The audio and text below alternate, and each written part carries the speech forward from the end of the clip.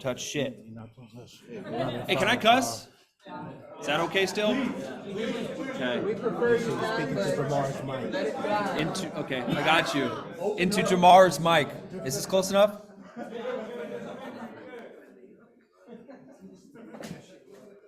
get that after the meeting. My name is Brandon, and I'm an alcoholic. Obviously, right? And an addict, right? So my sobriety date is 9/15/2020. Coming up on 3 years. Right?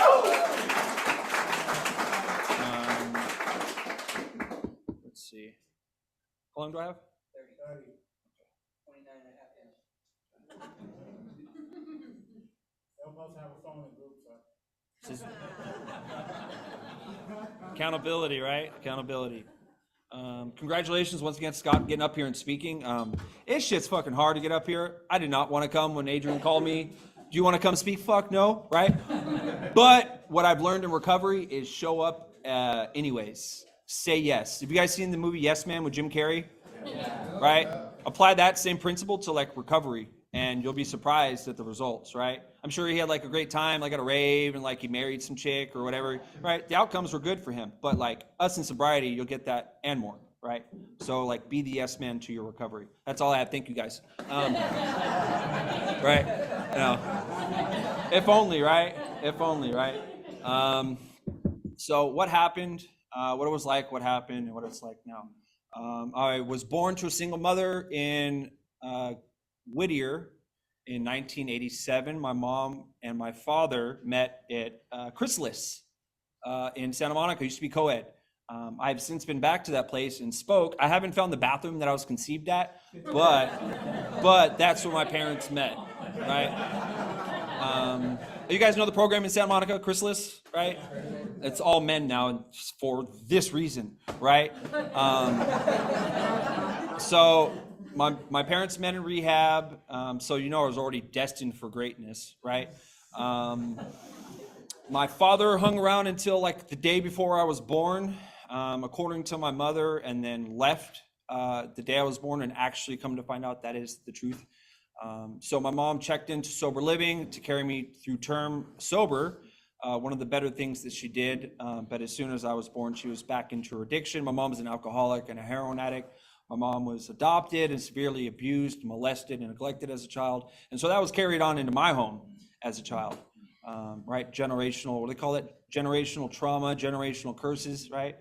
That's why Jesus says to cast down the mulberry bush. It's a bush that lives 600 years. And why was he saying that? He's saying you can speak to the generational curses in your life that continue to like create trauma and death and prison sentences, and you'll be able to break that. I'm not Bible thumping, but I just always thought it was interesting why he would tell people to cast a bush down, right? Bush, right? Right. But the point is that we can break the generational curses and trauma, right? Getting nervous, get out of it. Hold on. Right? See, if I do some dumb shit, it doesn't matter what I say because I already did some dumb shit. So let me just work through this real quick. Okay, just breathe it out. Just breathe it out. Don't tell our secrets, right? And so, right, I was saying all that to be said that my house growing up was fucking dirty and always had random dudes in there. Like, I'd always find my mom either passed out in the bathroom or getting beat up in the kitchen, right? So that was like the totality of my upbringing. I was always against drugs and alcohol because I thought I saw what it had done to my family, right, to my household. Growing up an only child, I was kind of like always like lonely and alone. Grew up in like a ghetto, right? I was like the only white kid and just really felt out of place a lot of the time, right? Let's fast forward a couple years. I got thrown into group homes, right? Because the house wasn't well. So I was about 12 years old. I got put in foster care. Lived with a family in Gardena. But things like, I was already in my rebellious phase. I was already smoking weed and drinking when I got put into foster care. I guess as an escape, right? I don't know if it's nature or nurture. I don't know what caused me to be an addict. I'd like to take responsibility and not blame other people. So I'm not going to blame the household and that whole thing, right? But when I found alcohol and marijuana, I was like, this shit's fucking great. I love it, right? More than other kids, right? More than other kids that were smoking weed with me. Like, I was really into this shit. Like, I wouldn't go to school, like, ever, or just leave for 3 days. And I'm like an 11-year-old kid, right? So that's not normal, right? I have my niece, she's 12, and I look at her, and now I can picture what other people were seeing when they would look at me, like doing crazy shit, right? So alcohol, marijuana, doing that whole thing. DCFS gets called in, sees the home situation. I get taken, I get thrown to foster care. Then I find methamphetamine, and my life is fucking brand new. Nothing else fucking matters. I shared the story before. Sitting in a room with a bunch of people, get high, and I had arrived. Like I remember the moment I got high, and I remember walking down the street, and I was telling myself, I don't give a fuck about anything else. I just want to do this forever, right? And I think later that night, I remember just sitting in an alley, right? Because I was in a group home, but I had like left, so I would just like get high and go sit in dark places and like be happy because I was like alone, but like just this comfort of the substance was all that I ever wanted, and it drove me to homelessness and to like the depths of. I look clean. I have my button on up and my hair, but like I was super fucking homeless and like didn't give a fuck about nothing, super homeless. Just didn't give a fuck about just nothing but drugs, right? I don't care if I have shoes. I don't care if I have shit on my face. I just want drugs. Like I'm a real motherfucking addict. I don't give a fuck about nothing, right? So at the age of 19, I went to prison. And that whole thing like just continued, right? I told myself during the share, like I was going to try and focus more on the solution. So I'll get there quickly. But shit was fucked up, right? Shit was not great. I remember my first prison term, I was really young and impressionable without a father figure. So I learned what I thought were good moral values from the men around me, right? Because they stood for something that I saw was like honorable, right? I never had that growing up. There's no honor, like, none of that. So my first term, I learned all the wrong things and got out and right the fuck back for another 4 years, right? So by this time I'm 27, yeah, 27, already put away eight years. And I tried to get sober, but not really for myself. Like I got a part of like Celebrate Recovery, right? I got really into Jesus, really into God, like really into it, super into it, like exhausting. Like I'd come near you and be like, not this fucking guy again, right? Right? Love the Lord right now, motherfucker, right? This whole thing. Right? But again, like I was doing it for other people, right? I got sober and I tried to present this image of like being holy and being acceptable because what I knew was like filth and just gutter lifestyle. But now I have something new and I can be holy and I can be separated and I can be special and I can be something I'm not, but I can't cuss and I can't have sex outside of marriage and all these other things. I'm like, fuck, this sounds great. I shortly thereafter relapsed, right? A couple reasons. I wasn't doing it for myself. I was trying to impress other people. I was trying to make other people happy. Not 1 ounce of that effort was put into that for myself, right? And so I relapsed, and that relapse fucking sucked, right? As they progressively get worse, right? Never better. Let's see here. We're gonna have a 20-minute share tonight. I hope that's okay. Is that okay? No? Talk slower? That's about the time. That's where Roxy swears on in her office. Oh, shit. Where am I at now, Roxy? 85, 50? About 100. About 100? The whole page. Okay, for sure. We got a pot going. I remember going to meetings when I was a kid, but not really understanding, because my mom had tried to get sober before, and I remember going to the South Bay Alano Club before they revamped it. There was like pinball machines and shit. And I would see recovery, and like I would go to meetings, even like in between my prison terms, like when I was in my 20s, right? But I wasn't really sure, right? Because I wasn't desperate enough to be curious enough to really take to heart what people were saying. Right. And I think that's what it is. It's a gift of desperation. Some people don't need it. Some people are like, they have, one too many blackouts and they get sober. But some of us, it takes that rock bottom. And I believe I hit mine. Maybe there's a lower one. Right. Probably. Right. So I get out my last prison term, August 22nd of 2019. Obviously, it doesn't correlate to my sobriety date. I still had some figuring out to do. I get sent to Phoenix House, which is my second time at the Phoenix House. I was previously sent to Phoenix House as a child. I used to have school counselors ask me if I was tweaking before I was doing speed. So I think there's like already some mental instability along with the meth just made for shit to get really fucked up. Sorry, that's like $12. I'm sorry. We do recover. I'm actually going through my 4 steps, so maybe this is something I can work in there, right? So I went to the Phoenix House the first time, and again, didn't take it serious. It was just something, I always felt like people were telling me I had to do something. Like from the moment I was born, I just had to be somewhere to do something that you wanted me to do, a product of the system from A to Z. And that kind of creates a rebellious spirit in some people, you know? And so when I was, told to like, get my shit together, why am I doing this to myself? I just never really knew anything else, right? That's just all that I knew was myself, like my existence, right? And so when I got released to the Phoenix House the third time, I had a mindset to do the right thing. I didn't know how I was going to do it, but I would sit on the yard with my buddy David, who just got accepted to the USC's Bachelor's of Social Work program. He's also a counselor. He's actually the one that got me started on my recovery journey, and I'll mention him in a bit. But we'd sit on the yard and talk about all the good things we're going to do in our life, all the fucking wonderful things we're going to do. But I really have I had intention, but I never really have like a guide or like a map or like, a plan how to get there, right? What do they say intentions are? They're like paving stones to hell, right? Right? Or what does Nietzsche say? It says, many can command themselves, but much is lacking before they can obey themselves. How many times do we tell ourselves we're going to do it, and then tomorrow comes and we don't, right? And that's kind of what happened. I had intentions to do good, right? I don't want to continue to be homeless. I don't want to continue to cause harm to myself and my family. I don't want to continue to live in a bathroom, right? That's not fun. But I just didn't know how to get there. I didn't know how to get there, right? So I get out and I went through the Phoenix House and I worked a flawless program. I was a stop client there. And so they had this thing where they give clients in residential weekend passes, 48 hours every weekend. How do you think that went?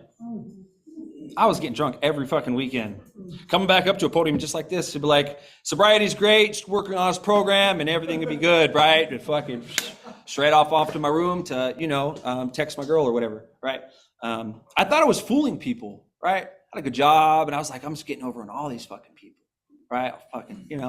Up here at the podium speaking, doing the whole thing, and every weekend I'm off like drinking and like living a double life, right? And then when I fell on my face, I realized that I wasn't fooling anybody. I was fooling myself, right?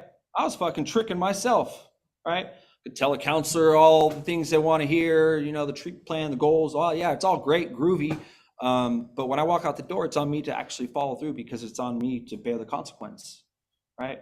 And I didn't really realize that. I didn't really realize that my life, my actions had consequences. Like I did, but like not like in the grand scheme of things. Like what's Brandon gonna be doing when he's 40? Never thought of that before. Brandon didn't think he'd make it to 40, right? So I went through this program and I lied to everybody, including myself, and I relapsed. And this relapse was fucking bad. It sucked. There's this building in Long Beach. It's right off the boardwalk. It's like ocean and like that Cherry Park area. And I remember one day just being at my wit's end, walking down the street with one shoe. I had 2 shoes on. I lost a shoe during the night. That somehow using would take me, like I would be all right. Like I would be like this. And then I used dope. And then like 2 days later, who knows where I'll be, what I will be doing, right? That's just the sick part of it too. Like our addiction will cause us to do the same thing over and over and over and over and forget it ever happened, or maybe just like lie to ourselves and say it wasn't that bad, right? At least that's how my using was. Like I would just get myself into some really bad situations quickly from being in a good one, like yesterday, and then get out of it and then do it again and again and again and again. I'm sure you guys can relate, right? I'm probably speaking to the choir here, right? Right? Sure. So I relapsed and I go through this whole thing and I become really, really suicidal, like really suicidal. Like I've never like cut myself or like done anything like that. And I see this building. And so I had this weird idea that hell was the last 15 seconds of your life repeated. I heard it somewhere, so apparently it's gospel, right? And so I had this plan to like commit suicide in a weird way where I'd fall off a building backwards with music in my ear. So all I would see was this guy in like Led Zeppelin or something for the last 15 seconds repeated. Anyway, I get to the top of this building and I'm about to jump off. Some guy comes out and he's like, "What are you doing out here?" I'm like, "Not committing suicide." He's like, "What, dude? Like, get the fuck out of here, right?" And so I leave, and then the next day I check into the Phoenix house. I don't know how I got there. It's kind of hazy, but I remember just being so desperate that I needed to get there. And I showed up the next day and just desperate, and took any and every suggestion that was given to me and ran at it with 85% of my energy. I'm not going to say 100% because I'd be lying, right? But, you know, I gave it a good college try. I graduated Phoenix House, came here November of like 2020, I guess, right? And I fucking love Fred Brown. I love you guys so much. This place has helped me become a counselor, like, right? I'm past the imposter syndrome whole thing, like, oh, it's just a client, now I'm a counselor, whatever, right? But this fucking place is awesome. These people have helped me so much. They really have treated me like family, you know? No one knows how much you care until no one knows how much you know until they know how much you care, right? No one cares how much you know until they know how much you care. And this place just showed me nothing but love and given me all the tools that I've needed to become successful. And they say it's a simple, not easy program. It's simple, but it's not easy, right? Some of the things that they line out for us that seems like insurmountable. But what's the best way to eat an elephant? One bite at a time. One bite at a time, right? Thank you, Jamar. Right. And so if it seems like it's insurmountable or if it's impossible, maybe take a step back and just to see what you can manage to take care of, what's right in front of you, right? The letters, right? Don't worry about the shit that's 3 months out, the court date, the whatever. Focus on today, what you can do today, right?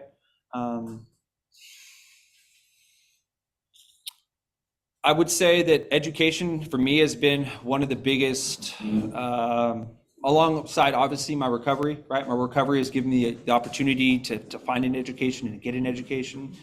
But really recovery opens the doors for many other possibilities for yourself you didn't know were possible, right? Things that intrigue you, things that excite you, things that you didn't know you were interested in. Once you get sober, you have the ability to expand your horizons beyond what you thought was your life before, right? Myself, I'll speak in I statements, very narrow-minded because it's all my experience was, you know, the stuff. And now that I'm sober, there's so many more things available. And I think that's what sobriety is about. It's about building a life for yourself that makes you excited to go after, right? Because if we're sober and we're still left to ourselves, with ourselves, right? We've cleaned up a little bit, we've worked through some personal stuff, but we're still kind of the same. Is that something that it really invigorates us, that makes us wake up in the morning and makes us say, like, I want to tackle this day, right? So I encourage you guys to find things that intrigue you, that cause you to become excited, right? And if you don't find it, keep looking, right? I still really haven't found mine. I'm still poking, right? Still poking and finding things that excite me and that make me excited about life, right? Poking? Should have said poking. Poking. I got Jamar over there smiling. Poke away there, poker.